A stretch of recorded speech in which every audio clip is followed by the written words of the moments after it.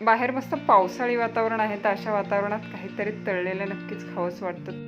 तळलेलं म्हटलं का नेहमी भजीच समोर असतात, तर आज भजींना देखील ब्रेक घेऊया आणि मस्त कोबीच्या वड्या बनवूया, ज्या बनवायला एकदम सोपे आहे, कमीत कमी साहित्यामध्ये होतात.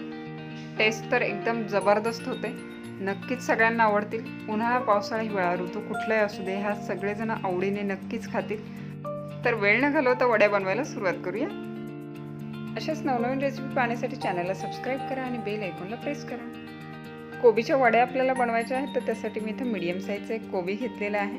ही बाहेरची पानं जी आहेत 1 ते 2 पानं मी काढून टाकलेली आहे. त्यानंतर बाहेरनं हा कोबी धुवून घेतलेला आहे आणि बारीक किसणीने हा व्यवस्थित किसून घेतलेला आहे. इथे पाहू शकता. किसल्याच्या नंतर कोबीमध्ये पाण्याचा अंश जास्त वाटतो, तर हलक्या हाताने दाबून कोबीमधलं पाणी मी इथं काढून घेतलेलं आहे.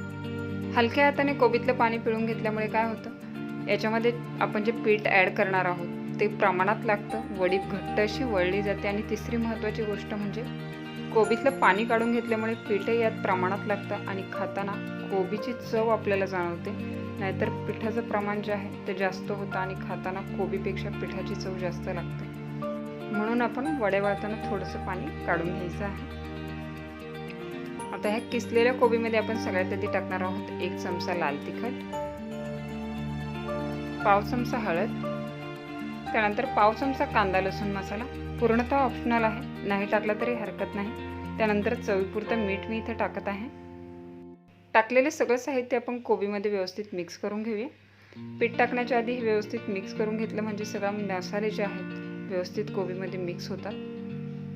सगळं साहित्य मिक्स करून झालेलं आहे, तर याच्यामध्ये मी आता 3 चमचे चणा डाळीचं पीठ ॲड करत आहे आणि 2 चमचे तांदळाचं पीठ टाकत आहे. तांदळाचं पीठ पूर्णपणे ऑप्शनल आहे, नाही टाकलं तरी हरकत नाही. फक्त चणा डाळीचं पीठ वापरून देखील मस्त अशा वड्या आपण बनवू शकतो. तर आता हे पीठ देखील याच्यामध्ये व्यवस्थित मिक्स करून घेऊया. मिक्स करून झालेलं आहे, तर आता याच्यामध्ये आपण कापून टाकूया हिरवीगार कोथिंबीर.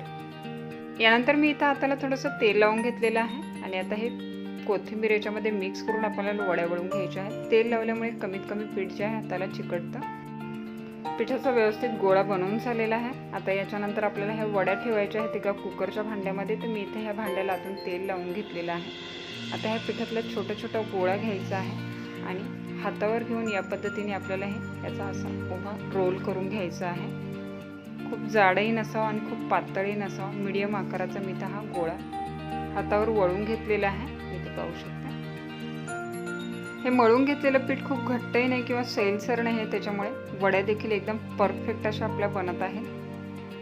तर वड्या सगळ्या आपल्या बनवून झालेल्या आहे आणि तेल लावून घेतलेल्या डब्यामध्ये मी आता ह्या ठेवलेल्या आहेत आणि आता ह्या कुकरला मी 3 शिट्ट्या लावून ह्या शिजवून घेतलेल्या आहे. ह्या व्यवस्थित अशा ह्या शिजल्या गेलेल्या आहे. ते कलर देखील खूप छान चेंज झालेला आहे आणि वड्यांची साईज देखील थोडीशी फुगल्यासारखी आपल्याला दिसत आहे.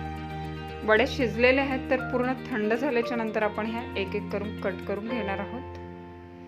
डब्यालातून आपण तेल लावलेलं होतं, त्यामुळे वड्या ज्या आहेत त्या अजिबात चिटकत नाही.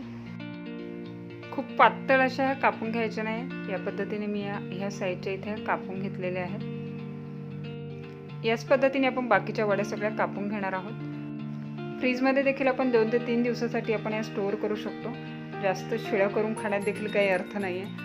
त्याचबरोबर महत्त्वाची गोष्ट ही की ह्या वड्या इतक्या चवदार बनतात की ह्या शिळ्या राहणं किंवा शिल्लक देखील नक्कीच राहणार नाहीत. तर वड्या कट करून झालेल्या आहे. एका साईडला तेल देखील गरम झालेलं आहे, तर आपण ह्या वड्या एक एक करून तळून घेऊया. तेल तापलेलं आहे, तर मी गॅस इथे मीडियम फ्लेमवर ठेवलेला आहे, त्याच्यामुळे वड्या ज्या आहेत आतून आणि बाहेरून व्यवस्थित तळल्या जातील. कलर चेंज झालेला दिसत आहे, तर आपण ह्या वड्या ज्या आहेत त्या पलटी करून घेऊया.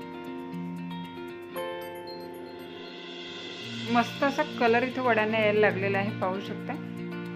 गरम गरम कोबीच्या वड्या आपल्या तयार होत आलेल्या आहेत. ह्या व्यवस्थित तळल्या गेलेल्या आहेत, तर आपण हे काढून घेऊया.